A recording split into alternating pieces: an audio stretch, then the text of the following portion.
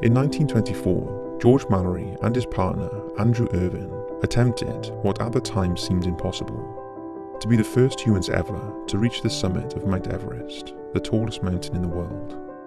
Whether they made it or not is open to debate, as they didn't survive to tell the tale. Their last confirmed sighting was 800 feet from the summit. After that, their fate remained unknown for 75 years. At the time, their disappearances made world headlines, and the only evidence found was an empty oxygen bottle and an ice axe belonging to Irvine. But in 1999, a Nova BBC-sponsored expedition set out to try and find the pair, and within a matter of hours, they discovered a frozen body lying face down, dressed in wool and fur. At first they believed it was the remains of Andrew Irvine, but the name tags on the body's clothing indicated it was the body of George Mallory.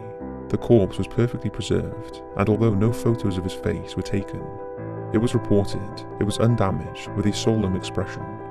It also showed how George died when a broken climbing rope was discovered tied around his waist, suggesting that Irvine and Mallory were tied together when one of them fell. An ice axe was also found close to his body, leading researchers to believe that George had stopped his own fall, but a puncture wound found on his forehead indicated that he was killed in the process, possibly by his ice axe hitting him. Sadly, Irvine's body was never located.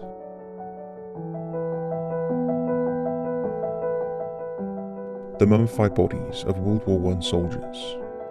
Global warming has revealed some unexpected and gruesome discoveries as glaciers in the Italian Alps are slowly melting to reveal the mummified frozen corpses of soldiers killed during World War I. Since 2004, whenever there is a hot summer, more and more bodies are being exposed in the location where countless men were shot, starved, or froze to death during the Great War. The last two soldiers to be found were lying side by side on the Prasena Glacier.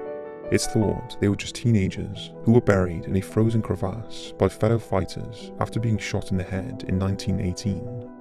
One of the young soldiers still had a spoon tucked in his uniform for eating his rations.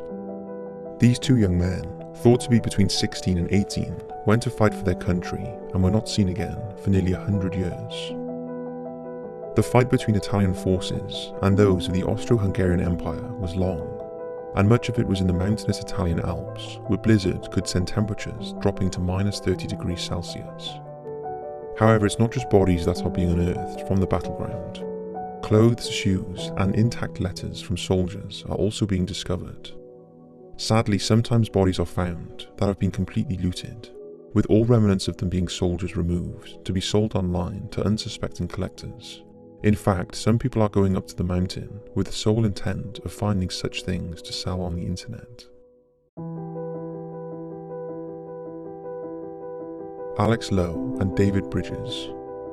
On the 27th of April 2016, the bodies of acclaimed mountain climber Alex Lowe and cameraman David Bridges were discovered, 16 years after their disappearance in the Himalayan mountains.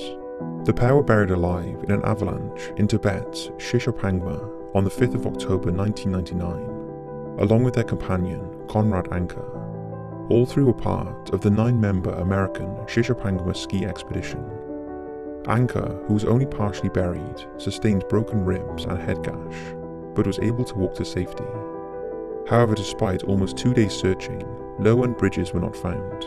The two bodies were finally found encased in blue ice, and their identity was confirmed by Anker from the description of their clothing and backpacks. The bodies were not touched out of respect and left on the mountain. The finds brought closure to the families, who planned to make a pilgrimage to the area to recover the bodies.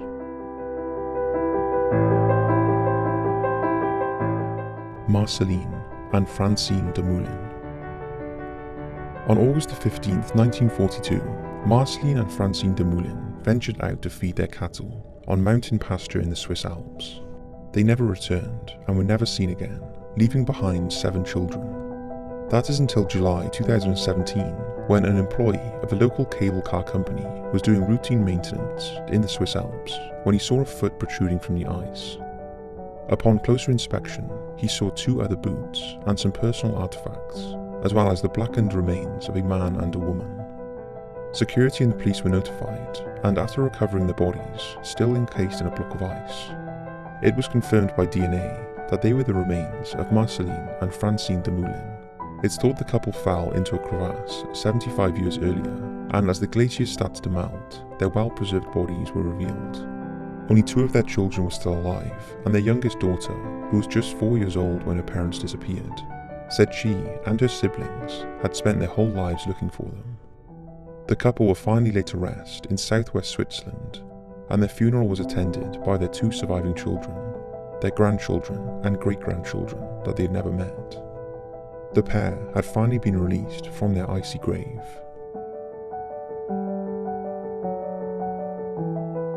Captain Scott.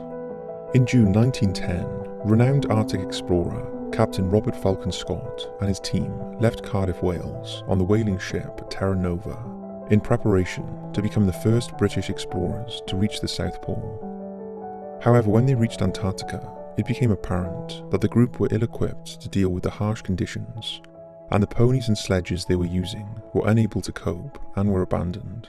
The expedition carried on with just dogs, but eventually the dog teams also turned back, and by January 1912, only 5 of the original group remained: Scott, Wilson, Oates, Bowers and Evans. The 5 pushed on through appalling conditions and finally reached the pole, only to find a Norwegian flag flying, and the realization that a party led by Roald Amundsen had beaten them to it. Deflated and exhausted, they started the 1,500-kilometer journey back. But by mid-February, Evans was dead, and just a month later, Oates, who was suffering from severe frostbite, and knowing he was holding his companions back, walked out of his tent into a blizzard and was never seen again.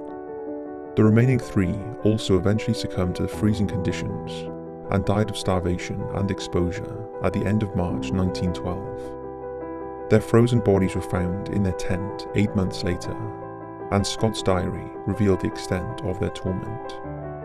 Heartbreakingly, they were located just 20 kilometers from a pre-arranged supply point. It was decided that their bodies should be left as they were found, and a mound of snow was built around and over the tent in a makeshift icy burial site.